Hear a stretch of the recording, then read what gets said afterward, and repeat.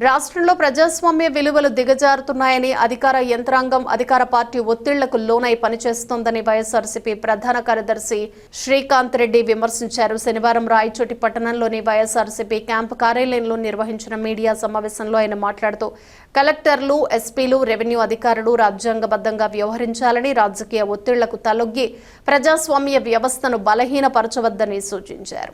అధికార పార్టీ ఉంటే చాలు, మా యొక్క అధికారులు కూడా చదువుకున్నటువంటి వ్యక్తులు, దీర్ఘకాలికంగా ప్రజాస్వామ్య విలువలు కాపాడుతున్న వ్యక్తులు కూడా దిగజారిపోయి అధికార పార్టీ నాయకులకు తొత్తులుగా మారి కలెక్టర్, ఎస్పీ లాంటి వాళ్ళు కూడా దిగజారి వ్యవహరించడం ఎప్పుడు కూడా చూడలేదు.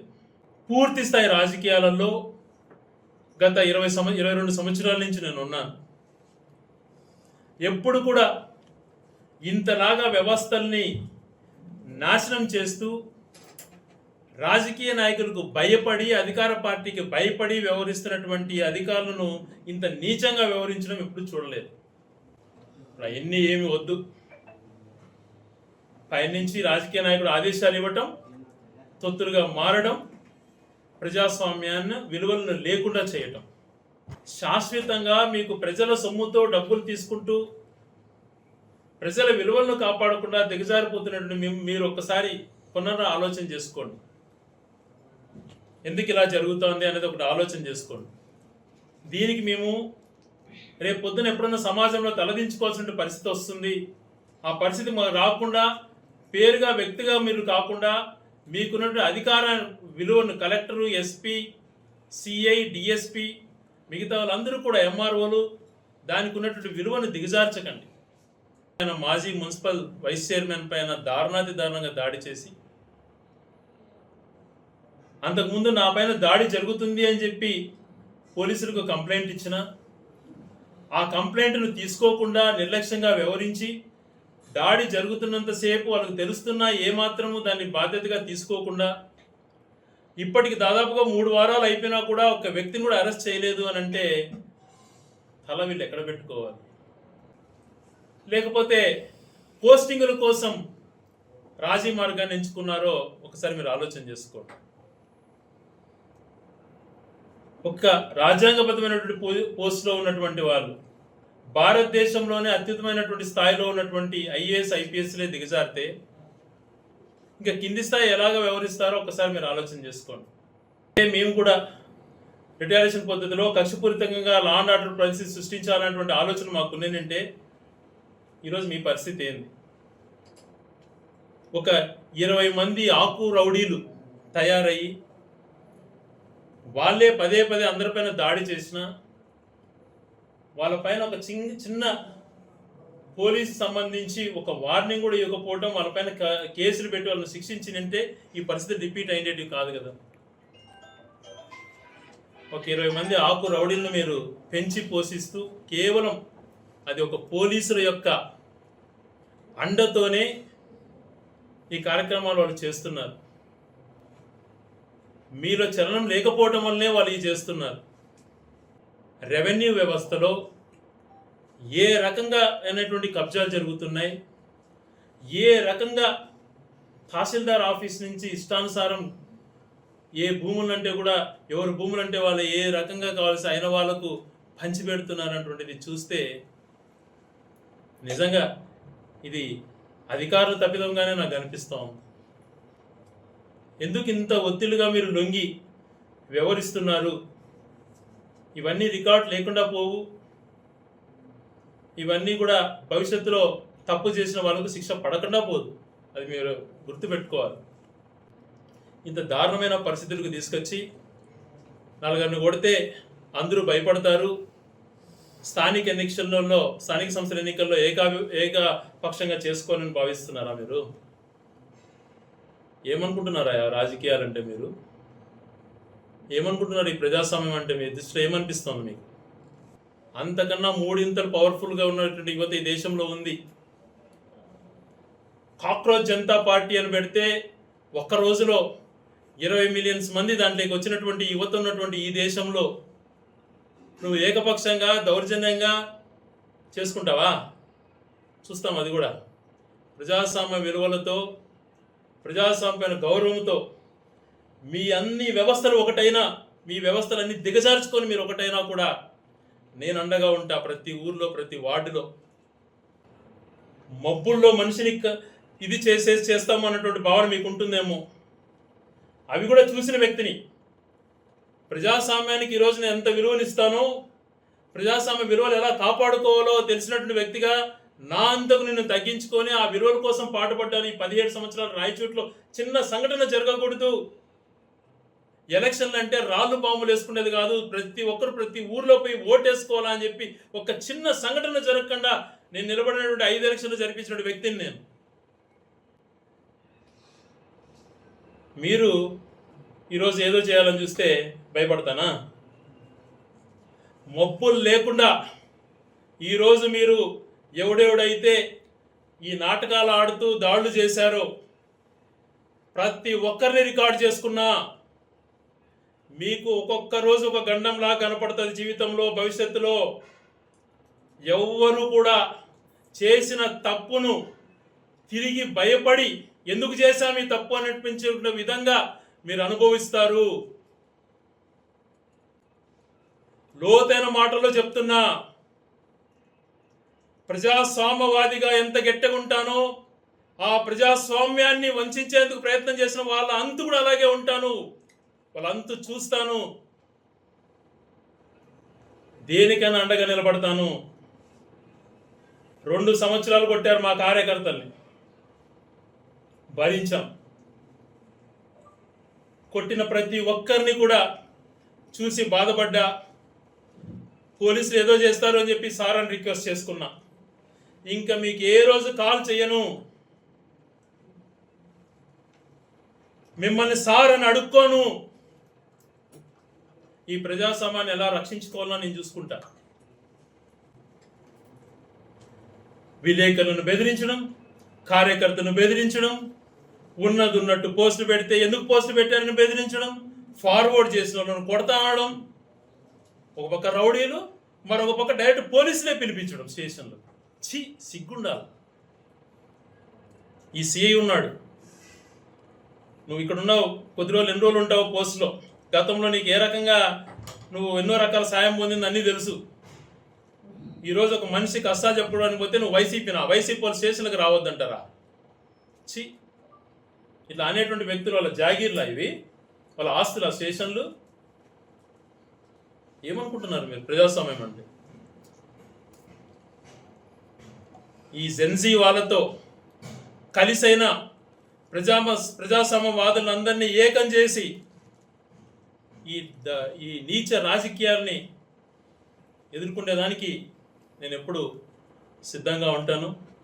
దాదాపుగా ఈరోజు ప్రజలు నడ్డి విరిచే విధంగా 5 రూపాయల నుంచి 6 రూపాయల వరకు ఇప్పటికే పెంచారు. ఇంకొక 10 రోజులలో మళ్ళీ ఒక 5 రూపాయలు పెంచేటువంటి ప్రయత్నాలు జరుగుతున్నాయి. దానికి ఒక డ్రామా. వాళ్ళ వెహికల్ అంటే ఒక వెహికల్ కాన్వాయ్లో ఒక వెహికల్ తీసేసి మేము తగ్గించుకుంటున్నాం, ప్రజలపైన భారం వేస్తాం. అలాగే ఈ రాష్ట్రంలో రైతుల పరిస్థితి, పంటలు ఇంతవరకు వాళ్ళకి ఏ ఒక్క నష్టపరిహారం ఇవ్వలేదు, కరువు పరిహారం రాలేదు, ఏ ఇన్పుట్ సబ్సిడీ రాలేదు, 1 రూపాయి రాలేదు. ఏ పంటకు గిట్టుబాటు ధర కలిగించకుండా రాష్ట్రంలో రైతును అధోగతి పాలు చేస్తున్నారు. ఈ వార్డ్స్ బైఫర్కేషన్ అనేది కూడా వాళ్ళు ఇష్టానుసారం చేశారు.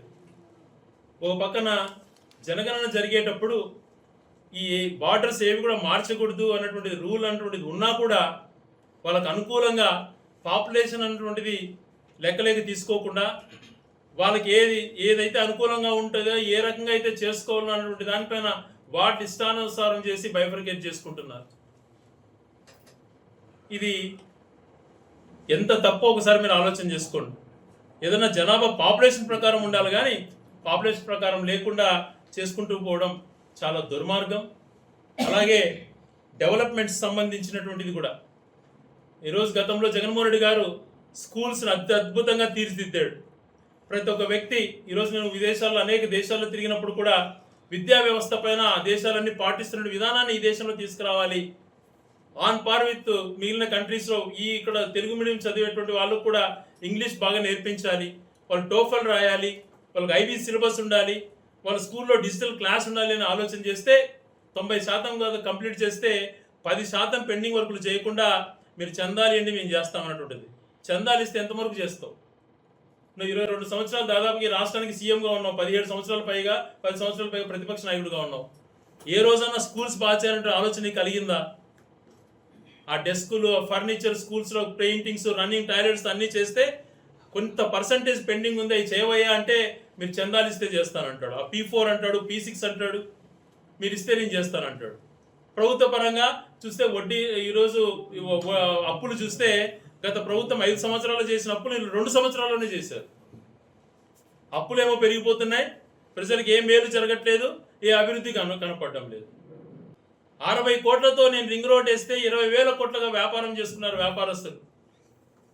జిల్లా పెరిగిన తర్వాత ప్రతి ఒక్కరి భూమి, ప్రతి ఒక్కరి ఇల్లు డబల్ ద ప్రైస్ అయింది రాయచోట్లో. మీ ఆస్తులు నేను పెంచేదానికి నీ కృషి చేయలేదా? ఈరోజు ఎంత బాధాకరంగా ఉంటుందంటే జిల్లా కలెక్టరేట్ కార్యాలయం రాయచూటి అని చూసినప్పుడు మనసు ఉప్పొంగేది. బోర్డు పెరికేసి రెవెన్యూ కార్యాలయం రాయచూటి అని పెట్టినటువంటి బోర్డు గురించి ప్రశ్నించలేకపోతున్నారు అని అంటే ఆ రెవెన్యూ డివిజన్ కూడా నేను తీసుకొచ్చింది. డిఎస్పీ కూడా పులివెందులకు పోయే పరిస్థితి నుంచి రాయచూటి డిఎస్పీ కార్యాలయం నేను తెచ్చింది. అది కూడా తీసేసిందిరేమో, వీళ్ళు లేక అది ఒకటి పెట్టారు రెవెన్యూ కార్యాలయం అని. జిల్లా కార్యాలయం ఉన్నటువంటి దాన్ని పీకేసేసి రెవెన్యూ కార్యాలయం ఉన్నటువంటి బోర్డు పెట్టినప్పుడు సిగ్గుపడకుండా మళ్ళీ ఇంకొక బస్ స్టాండ్ వస్తుంది, ఆడ ఈవీ స్టేషన్ పెడతామండి. ప్రతి పెట్రోల్ బంకులో పెడతారు ఈవీ స్టేషన్. దాంట్తో అభివృద్ధి చెందేది. ఈరోజు మంచి కార్యక్రమాలు చేసేటప్పుడు మంచిగానే చెప్తాం. ఈరోజు మంచి చేయాలని చెప్పి రాయచోటి భవిష్యత్తు బాగుండాలని చెప్పి నేను ఆలోచన చేశాను. ఈరోజు యోగి వేమన యూనివర్సిటీకి నేను 100 ఎకరాలు కేటాయించబడ్డా, అది గవర్నమెంట్కి అలాట్ అయ్యింది. ఇంటిగ్రేటెడ్ కలెక్టరేట్కి 100 ఎకరాలు కేటాయించిన, అక్కడ ఏదో కబ్జాలు జరిగినాయని నిరూపించు నువ్వు చేతనైతే. కలెక్టర్ బంగ్లా కేటాయించిన 5 ఎకరాలు, జిల్లా అయితేనే కలెక్టర్ బంగ్లా 5 ఎకరాలలో మిగిలిన జిల్లాలతో పాటు ఉండాలని చెప్పి ఏర్పడిన 13 జిల్లాలు ఎక్కడ కలెక్టర్ బంగ్లా కట్టాల. కలెక్టర్ బంగ్లా కూడా పూర్తి చేయాలని చెప్పి సంకల్పించి 5 ఎకరాలు స్థలం కేటాయించి దాని పనులు కూడా ఎలక్షన్స్ టైంకి అర్థం పైన కంప్లీట్ చేయించాం. అలాగే జేసీ బంగ్లాకు 2 ఎకరాలు, ఎస్పీ బంగ్లాకు 1.5 ఎకరా, స్టేట్ గెస్ట్ హౌస్కి 2 ఎకరాలు, డిఎస్పీ కార్యాలయానికి 2 ఎకరాలు, ట్రాఫిక్ పోలీస్ స్టేషన్కి 1/2 ఎకరా, కేంద్రీయ విద్యాలయం ఆల్మోస్ట్ కంప్లీట్ స్టేజ్కి తీసుకొచ్చాం, దానికి 5 ఎకరాలు కేటాయించాం. నగరవనంకి 80 ఎకరాలు, క్రికెట్ స్టేడియంకి 29 ఎకరాలు, శిల్పారామంకు 12 ఎకరాలు, జిల్లా పరిషత్ కార్యాలయానికి 10 ఎకరాలు, సిరికల్చర్ కార్యాలయంలో నిరుపయోగంగా ఉన్నటువంటి స్థలాన్ని ప్రభుత్వ మహిళా డిగ్రీ కళాశాలగా దాన్ని కేటాయించి అక్కడ క్లాసెస్ రన్ చేసిన విధానంలో కానీ, టీటీడీ కళ్యాణ మంటపానికి 1.5 ఎకరా కానీ, షాదీఖాన్కు 1.5 ఎకరా కానీ, ఆర్టీసీ బస్ స్టాండ్ విస్తీర్ణకు 33 ఎకరాల రెవెన్యూ స్థలం ఆర్టీసీ బస్ స్టాండ్కి అటాచ్ చేసే విషయంలో కానీ, సిబ్బ్యాల దగ్గర ఏపీఐసిసికి సంబంధించి 500 ఎకరాలు కేటాయించినటువంటి భూముల దగ్గర నుంచి ఇవన్నీ కూడా ప్రజలకు ఆస్తులు క్రియేట్ కావాలన్నటువంటిది. 1 ఎకరా లేదు గవర్నమెంట్ తరఫున ఈ రాయచూట్లో అని చెప్పి ఇవన్నీ అలాటెడ్ అన్ని చేయించేసి విత్ ఆల్ అప్పుడే మొత్తం ప్రొసీజర్స్ కూడా అన్ని క్లియర్ చేస్తాం. ఇవన్నీ కాకుండా నారాయణ రెడ్డి గారి పల్లెలో 6,000 మందికి పట్టాలు ఇచ్చే విషయంలో అయితేనేమి, చనుముకపల్లెలో 2,000 మందికి పైగా ఉండేసి ఈరోజు ఆ టిట్కో భవనాలు కట్టారు, అవి కూడా నేను అప్పుడు అక్వైర్ చేయించింది. ఈరోజు మీరు అన్నీ కూడా కాలనీలకు అన్ని ఎన్టీఆర్ పేరు పెట్టుకోండి, సంతోషమే కాదనలో పెట్టుకోండి పేరు, కానీ అవన్నీ మీరు చేసినంటే పెట్టుకుంటే ఇంకా బాగుండేది. అవన్నీ మేము చేసాం. 93 కాలనీలు ఈరోజు ఈ నియోజకవర్గంలో కేటాయించి ప్రజలకు అందుబాటులోకి తీసుకొచ్చాం. 20,000 పక్కా గృహాలు కట్టించడమే కాకుండా ప్రతి ఒక్కరికి ఇన్ని మంచి కార్యక్రమాలు మేము చేస్తాం. ఈరోజు ఈ భూముల కేటాయింపులన్నీ ప్రభుత్వానికి చెందినాయి, దాదాపుగా 1000 నుంచి 2,000 ఎకరాలు. ఇవన్నీ కూడా ప్రభుత్వ ఆస్తులుగా అవుతాయి కదా ఫ్యూచర్లో. ఈరోజు స్టేట్ గెస్ట్ హౌస్ ఆస్తి 20 కోట్ల పైన అవుతుంది. చెప్పండి, ఈ రకంగా ఎంత అసెట్స్ రాయచూరు ప్రజలు క్రియేట్ చేసాము. భవిష్యత్ యువతకు బాగుండాలి. ఇక్కడ పీజీ సెంటర్కి 100 ఎకరాలు కేటాయించి మొదలు పెడితే అక్కడ యూనివర్సిటీ అయితే కన్నా ఈ ప్రాంతంలో యువత ఎంతో చైతన్యవంతులు అవుతారు. ఈ కలెక్టర్ ఆఫీసులు ఇవన్నీ ఉండడం వల్ల ఈ ప్రాంత ప్రజలు చైతన్యవంతులై వాళ్ళకి ఎంత ఎంప్లాయ్మెంట్ జనరేట్ అవుతుంది అని చెప్పి ప్రతి నిమిషం ఆలోచన చేస్తాం. దాని గురించి ఆలోచన చేయకుండా ఆ మంచి చేయాలనే ఆలోచనలన్నీ తుంగలో దొక్కి రౌడిజం చేస్తే ప్రజలు అభిమానం పొందొచ్చు, ఎవరో 4 జిందాబాదులు కొడితే బేకార్ ఎదవలు, అది ప్రజాదరణ కాదు. 15 ఏళ్ళు నిద్రాహారాలు మాని ప్రతినిత్యం ఈ ఊరి కోసం, ఈ ప్రాంత ప్రజల సామరస్యం కోసం ప్రయత్నం చేస్తే 4 సార్లు గెలిపించాము. ఈసారి ఇంకొక ఛాన్స్ ఇద్దామని చెప్పి ఇచ్చారు, కానీ నీకు ఆ ఛాన్స్ సద్వినియోగం చేసుకోవడానికి నువ్వు కష్టపడాల్సింది పోనిచ్చి ఈ రకంగా దుందుడు రాజకీయాలు చేయడం అనేటువంటిది సరైనటువంటిది కాదు. ఇవి చాలా కాలం చెల్లుబాటు కావు. ప్రజల ఆదరణ పొందేటువంటిదే ప్రజాస్వామ్యంలో నేర్చుకోవాల్సింది. ప్రజలలో స్థానం ఎలా సంపాదించుకోవాలి, ప్రజలకు మేలు చేసి వాళ్ళకి ఏ రకమైనటువంటి ఇది చేయాలి, ఆ తపన మనకు ఉండాలి. ప్రతి నిమిషం అధికారం అన్నటువంటిది ఉన్నప్పుడు ప్రతి నిమిషము తప్పించి పనిచేయాలి.